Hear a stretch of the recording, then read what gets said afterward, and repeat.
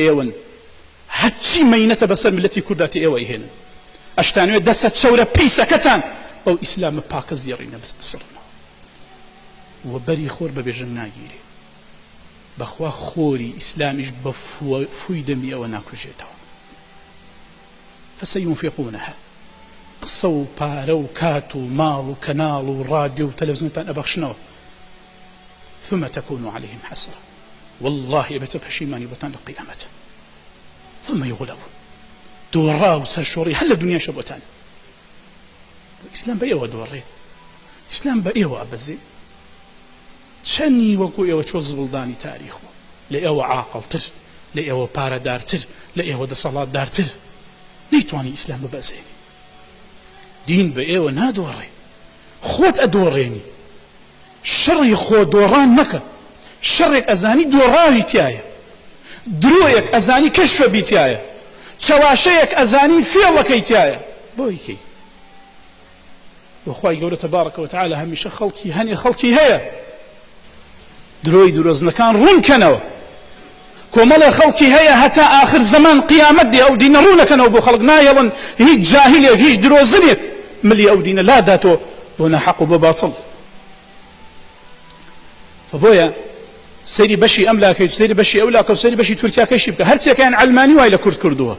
علمانی دوای لە کورد کردووە ئەنجا وەرە گەورەتری سێکە کێدا بەشی کردووە وڵاتانی زلهێز باشە ناوترێ پەیماننامەی لۆزان ناوترێ پەیماننامەی سیڤەر ئەرە باشە ئەمانە کوێن کاکە خۆ هەولێر نین کاکە خۆ مەکە و مەدینە نییە ئەمانە سایکس بیکۆ ئەم ئیتیفاقی عالەمیانەی کە کوردی تیا چەوساوەتەوە کێ کوردوێتی کێ بەستوێتی خۆ من نەمبەستووە نەناوی سایکس بیکۆ بەخوا نە موحەممەدە و نە عەبدوڵڵاهە ئەمانە هەمووی ناوی فەرەنسی و ئینگلیزیە لۆزان و سیڤەر کۆمەڵە مەناتەقە نە مەکەیە و نە مەدینەیە علمانیت و ئەم بێدین و ئەم وڵاتانی غەرب و ئەمریکا ئەوروپا وای بە کورد کردو کوردی دابەش کردووە ئەرە باشە کەس گومانی هەیە ئەمریکا پشتی لە عەفرین کردووە ئەی بۆ باسی ئەمانە ناکەن ئەم دەغەڵە منافقانە بۆیە تێن ڕۆشنایەکە تیشکەکە زیاتر ئەخەنە سەر ئیسلام بۆی خەڵک لە بیری بڕوە ئەو ئیعلامیان وا پێ کردووە خەڵک وا بیرکاتەوە ئەوان پێیان ئەڵێن هەر کەسی جوانەڵێ بە غەڵەتی بزانن بە خۆفرۆش و جانشی بزانن واللهی خۆشەویستی ئەو خاکە بەدی نەزان بەڵکو لە فیتڕەتی ئەزان فیتڕەتی ئینسان چۆن ئینسانێک خوا دروستی کردووە هەر خوا دروستی کردووە دایکی خۆی خۆشەوێ باوکی خۆشەوێ خێزانی خۆشەوێ مناڵەکانی خۆشەوێ ئەمە فیتڕەتە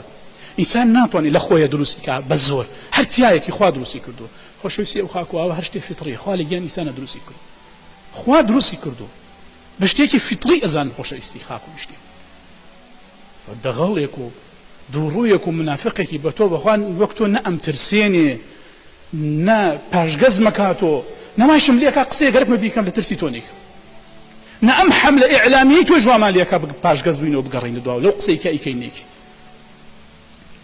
فبۆیە پێویست ناکە ئەم دەغەڵانە بێ نیشتیمانتان پێ بفرۆشن